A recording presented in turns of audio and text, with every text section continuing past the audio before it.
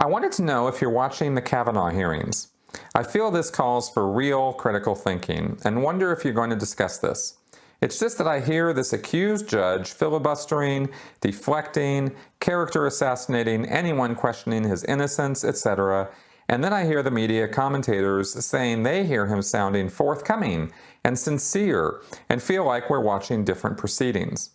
I did find the doctor credible and not at all controversial. Would you weigh in on this, and can you or anyone cut through the smoke? I think I'm seeing bad acting and lying. All right, Lynn, I'm going to commit suicide either way if I comment on this thing, but I'm going to do it anyway.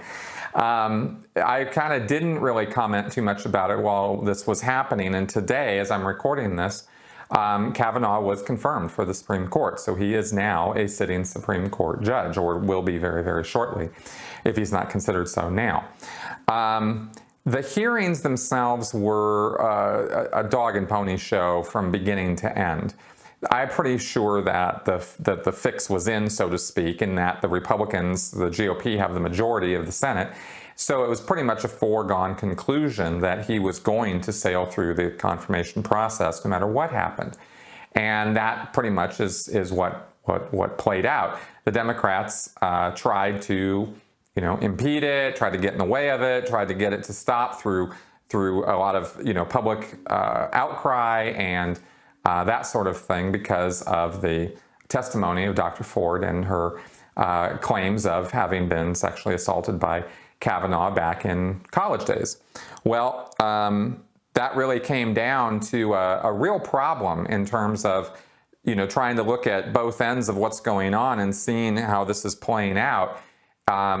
There was no way to tell what the truth or falseness was of that story. I mean, a polygraph is useless, and anybody who watches this channel should know that. There is absolutely nothing valid about a lie detector. So the fact that Dr. Ford took one doesn't mean anything. The fact that Kavanaugh would or wouldn't, or that he's ruled in the past himself that lie detectors are permissible or good tools for an investigation or something, I don't care.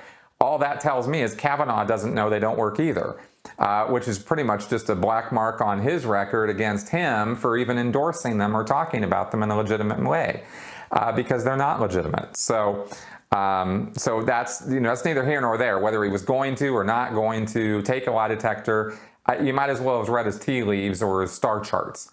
So that kind of just went by the wayside. And I found her to be a credible witness, to credible testimony. It's not that she gave any reasons during the course of her testimony to not believe her, but the principle in this country in terms of the law, and I know this is a job interview, and that was another thing that was coming up, was this isn't innocent until proven guilty because this is a job interview. Well, yeah, you're right. Job interviews don't usually involve accusations of criminal behavior.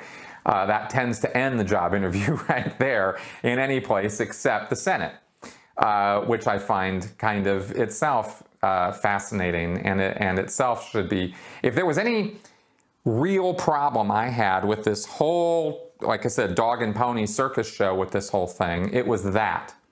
A credible allegation needs to be investigated, and an investigation needs to take as long as it's going to take.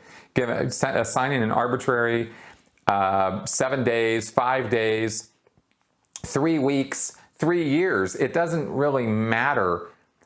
An investigation takes as long as an investigation takes. And until the investigation is over and all resources have been exhausted, all witnesses examined, all laws applicable and inapplicable sorted out, and all of that, until all of that is laid out bare through an objective third-party investigation, you don't have any basis to believe or not believe either side. It's just testimony that's been presented. Hers, his. Well, it's a he said, she said. And no one, not any one of you out there, and certainly not me, knows for sure whether she is telling the truth or is lying, or whether he's telling the truth or is lying. He, in his tirades, in his obfuscations during the other phases of his questioning, through his refusal to answer questions at all, his plain ignorance, I was completely unimpressed with his performance before the allegations and then certainly afterwards. Clearly his whole crying, pleas and screaming and all of that was coached. That was something he was told to do, probably by the president, but who knows? Because it was very markedly different from the rest of his very calm or pretty chill from what I saw. And I didn't watch all of it by any stretch, but from what I did see, that was a marked departure, which is why I say somebody told him to do that. That was worked out. That was a strategic move that he made. Whether you thought it was a good move or a bad move, it was a strategic move. Somebody figured that out. And then they, called for this, nonsense investigation that only took a few days. Apparently the investigators didn't interview her, didn't interview him because the testimony they gave was all that they needed to know or something. And blah, blah, blah, blah, blah. We can, play, pin the needle on the investigation all day long. But it was not a thorough investigation of every witness and every resource chased down, like I mentioned earlier. So, that's not a partisan political statement. I hope nobody's taking anything I'm saying as particularly partisan or political, because I don't mean it that way. I actually watched the whole thing from a fairly objective point of view. There's a lot of passion on this topic, and correctly so. There's a lot of women out there who have been sexually assaulted and never saw a day of justice or the opportunity to have the perpetrator of that crime see jail time or any degree of retribution or, like I said, justice. So there's a lot of people out there who feel very, very emotional about this, and I get that. Whether that means she was assaulted and whether he did it or not is a completely separate question from the inflamed passions of a lot of women out there. And it's hard sometimes to divide those two things and make, and be fully objective about it. Now, that all being said, my bias is against Kavanaugh because I don't agree with his political positions or persuasions. I don't agree with his opinions about abortion or birth control. I think his statements made about that were rather dumb, to say the least.